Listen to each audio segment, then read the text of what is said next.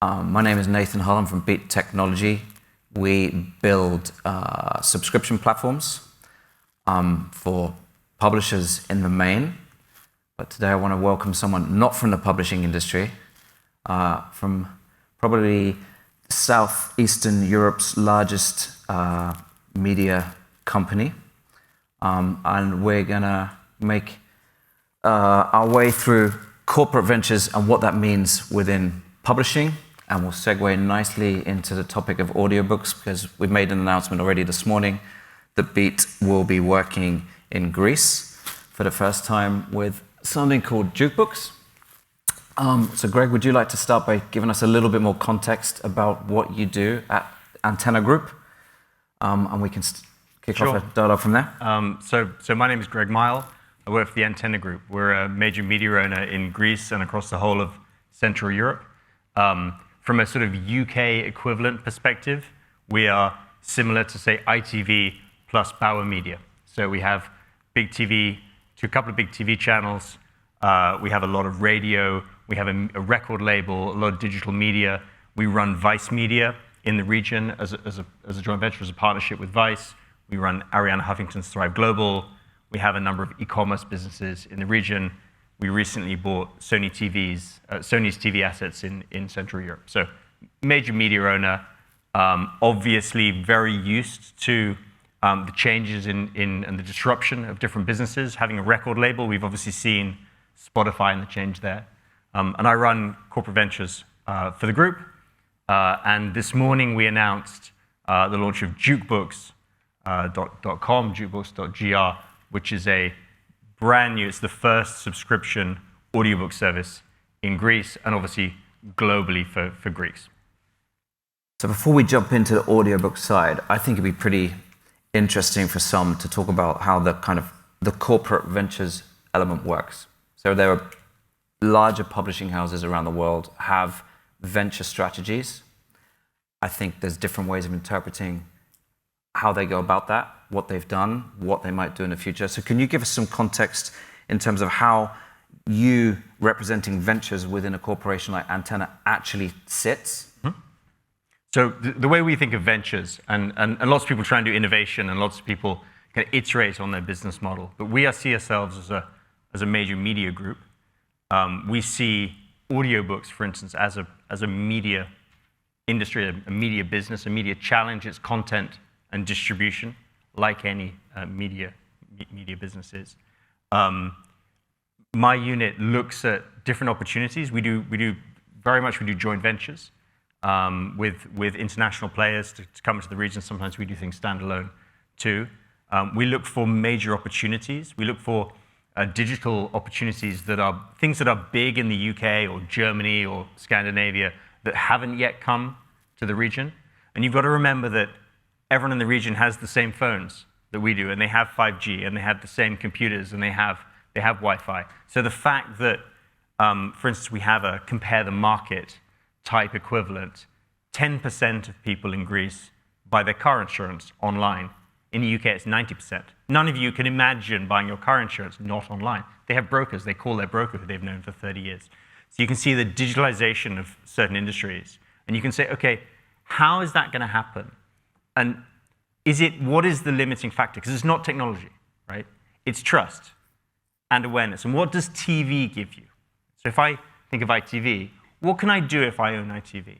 Like I can put on the Martin Lewis Money Show, convince people that this is something that is big, make people really aware of it. So we look for mass consumer sectors with what we call universal need. Universal need is something that existed in the 60s, existed in the 90s, exists in 2020, and will exist in 2050. Reading books. Books is something that people love, have loved for years, will love in the future. The method of distribution changes. How can you use mass media and technology, great technology, to create a new industry? And how can you play in that? That's what we do. So that's a really good segue into audio, because one of the most obvious questions, I think when you even first called me, it was like, so you've got all of this, why do you want to do audiobooks? Because I think it would also be useful to give some context for people who aren't aware of quite where the Greek publishing market is digitally within an answer here. But I think one of the first things I said to you on the phone was like, Greece, like, why audiobooks? Antenna, why audio? So if you look at audiobooks across Greece, there are 18 countries. Almost every country in Europe has a strong audiobook industry. There's 18 countries that have audiobooks. At the time, there's a recent business that started, but at the time there were no audiobooks businesses in the country. Clearly, audiobooks is a major thing, right? And clearly the book industry, it's not huge, but it's still, let's say, 150 million euros in terms of turnover in Greece. So you can still build a reasonable business within that in audiobooks. And clearly there's demand, right? Clearly there's demand for this. It's a universe. It's successful in lots and lots of countries. So we were definitely interested. The technology has improved significantly. We looked at different methods, and we can come on to that. There's a pretty fragmented supplier base, but books is something that Greeks love as they love in other countries. So why would you not do that? Why would you not? Because who's going to do that innovation, right? If you're the bookshops, would you do that? If you're the publishing houses, would you do that? If you're the major media owner, would you do that? What's the major cost? The major cost is marketing. So why don't we do that? And also, by the way, there's no audiobooks recorded because it's a chicken egg problem. If you have no method of distribution, you have no audiobooks recorded. And so you need to record a lot of books. So how do you do that? How do you actually record audiobooks? You have to solve these problems. Obviously, there are people who know that. But if you've got a lot of radio expertise and you own a record label, you do actually have some people on your staff who are actually pretty good at audio recording. And so you can set up your own studios. We've set up state-of-the-art production studios in Greece, dedicated production studios. And that makes sense. But within that, so that you've outlined some challenges there, right? You've obviously seen enough in the opportunity to come with that, but I think it'd be interesting to share the other things you've had to consider, right? So there were no, or very, very few books recorded in Greek already. Therefore means, in terms of dedicated audiobook studios, there's probably fewer, although you have some solutions to that. There's going to be a gamut of other things you've had to consider to get to this point where you're going to announce. Well, yeah, and the first thing we had to do was sit down with all the major publishers. And the first meeting was really, what is audiobooks? I mean, obviously people sort of knew of audiobooks, but you have to actually go through it. You have to, literally explain how big it has become in other markets. You have to come with data. You have to come with, what is the impact of this? Is this going to be cannibalistic? Or is this a new audience? How do you prove that? How do you show that? How do you get people excited and saying, look, this is actually the future of your business? And all the day-to-day things that you're focused on, and COVID and getting your books and the Chinese printers and shipping, and these are important questions, but that's the next year. What's the 3-year, 5-year, 8-year, 10-year looking like? And how do you change? And so, the publishers have had to come with us on that journey. And one of the things I'm really proud of is that we're working with 10 of the largest publishing houses in the country as launch partners. And we're working in partnership with them. We've approached them in that spirit, right? In that kind of, we're going to share things, we're going to share data, we're going to share insights, we're going to work together to make this successful. Because we've been in the country for 30 years. We're going to be in the country for another 30 years. We're not a startup from another country they've never heard of. We're there to work with them and make them successful. And also, if I own, a TV station, obviously we work with them on series and productions, and we can take things and make them, major TV series, and then have the audiobooks. And there's a lot of synergies there, which is quite interesting. I think it would be remiss if we didn't talk around business models. There's been at least 2 sessions which has touched on this debate for some time, today already. I seem to recall when you and I have been chatting somewhere along the way, you were telling me some numbers around Netflix penetrations like 70%, Spotify in the 20s or something like that. So which business model have you gone with? And do you want to give some background as to why? Okay, so we started with a blank sheet of paper. Okay, and I'm very user-centric. I'm very listen to the consumers and work out what they want, right? And then deliver for them. We really had no, we knew audiobooks was a thing. We knew the publishers were interested. We knew we could get the tech. We knew we could build the brand. But exactly what business model do you go with? Do you go with all-you-can-eat subscription? Do you go with Audible style, credit-based system? Do you go with paper download? What do the consumers want? What does the industry want? Where's the interface between that? So let me just ask a question first, which is how many people here subscribe to Netflix? Put your hand up. Okay, so how many people here have downloaded a movie and paid for it from Rakuten or Amazon Prime Video in, let's say, the last 3 months?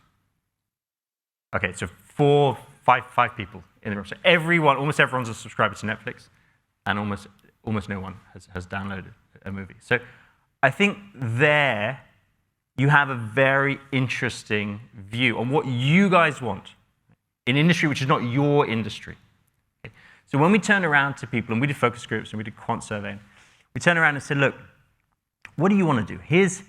I'm going to describe to you some things. So we described the paper download model, and they got that.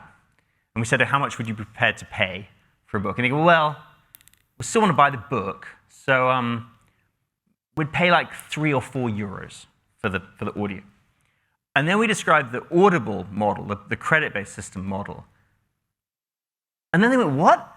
And then we described it again. And then it's happened a few times. And eventually they're like, this is really complex, and I really don't get this. And I don't really know why yet. Why don't we just do Netflix? Why don't we just do this, right?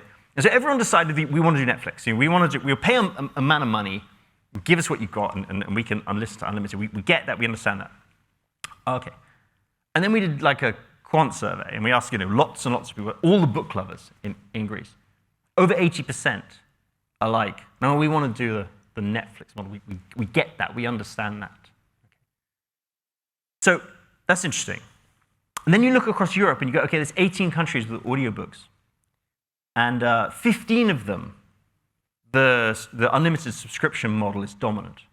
And 3 of them, the paper download model, is dominant. Right? And you go, well, that's interesting. And then you look at a market like Spain and you go, okay, you've got the different models, and then you've got the subscription model taking share out of the paper download model. So very quickly, you've got this thing where the consumers are saying, this is what we want, this is what we understand, and we're prepared to pay a decent price for this. And so as an industry, if you're saying, okay, I'm going to set up something brand new from scratch, what are you saying is the best thing? So that's what you go with. And then you have to turn around to the publishers and go, well, this is what the consumers want. And they go, please pay us per book. And you go, no, they're going to pay this way. And so you have to sort of reconcile that, right?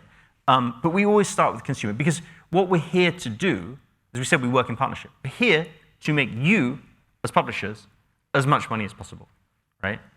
And if that means that people listen to multiple books, but you get more money, remember, we run a record label. We've seen that on Spotify. We've seen the change in one issue, and now we're on the other side, and it's this is the right path. It's very strong. Oh, like maybe wrong. No, like I just get lost when you talk, Greg. You suck me in.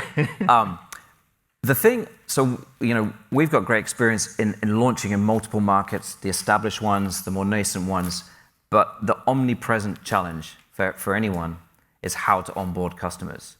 And I think when you and I first spoke, and I didn't know about Antenna, you started telling me what these opportunities were, and I saw that that's like the golden egg in many ways in terms of the potential for onboarding customers with your marketing reach there. So I'm not asking you to nail your colors to the mast in terms of exactly what you're going to do, but is there anything you can just allude towards with those channels that you have where you can bring customers in that many other platforms, whether they're publisher-backed or otherwise, would struggle?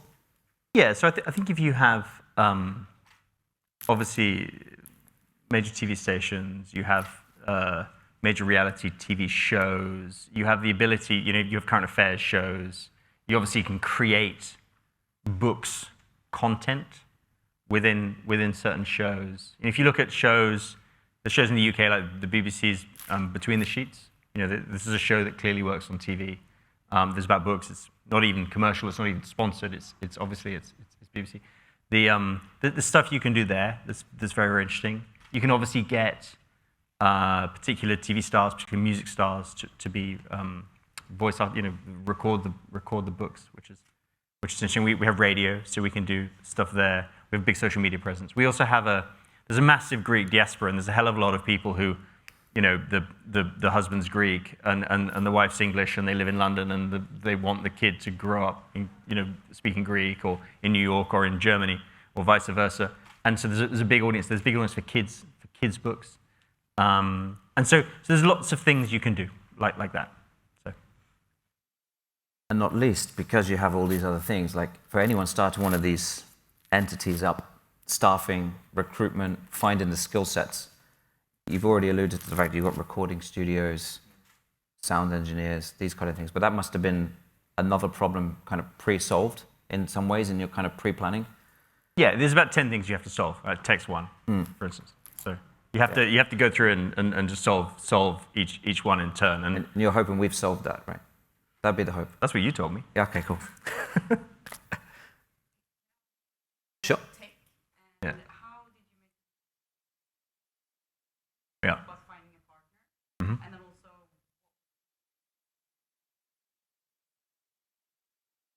Yeah. So we looked at So the question for the streaming was why did we buy in tech as opposed to build it ourselves? And what were the most important things within that? So we looked at all options. Okay, just to be totally clear, we actually looked at some joint venture partners. We looked at white label. We looked at building it ourselves. We looked at outsourcing it to a dev house.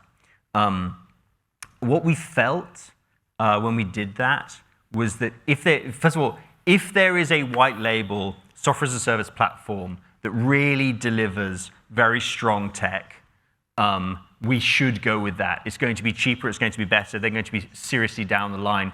If it comes out of the box with all the things we want, right? The car mode, sleep mode, speak faster, speak slower, all the little things that make it a great piece of tech, we should go down that road, right? And better to do that than build it ourselves, and better to do that than outsource it. Because everyone's had the experience of getting white label tech, of outsourcing tech, and then the project takes twice as long and twice as much cost as it would otherwise. Right? So, we spoke to some people, and actually Nathan had made the mistake of leaving his phone number on the website. So I called him on his mobile, and he didn't know who it was. And obviously he didn't answer.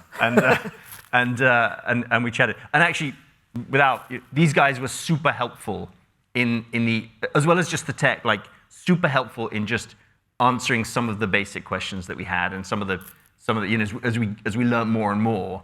And partly I go with people if they're helpful and add value on top of the stuff they normally do. Make sense? Answer. And the other 9? The other 9? The other 9 things you wanted to consider.